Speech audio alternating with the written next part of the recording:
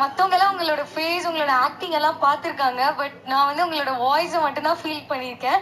உங்களோட எல்லா மூவியும் நான் ரொம்ப வாட்ச் பண்ணுவேன். எனக்கு ரொம்ப பிடிக்கும். உங்களை நேர்ல பார்த்ததுல ரொம்ப சந்தோஷமா இருக்கு. எனக்கு பேசுறதுக்கு வார்த்தையே இல்லை சார்.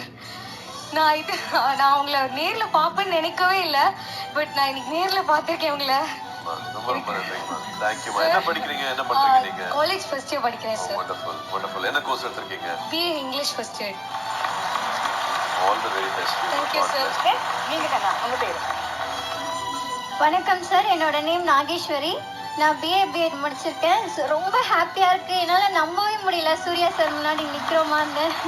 அதற்காக நீங்க கொண்டு வந்திருக்கீங்களா என்னவோ கண்ணா? ஆமா சார், நான் உங்களுக்காக ஒரு கவிதை கொண்டு வந்திருக்கேன். நான் அது சொல்லணும்னு நினைக்கிறேன். சொல்லுங்க நாகேஸ்வரி.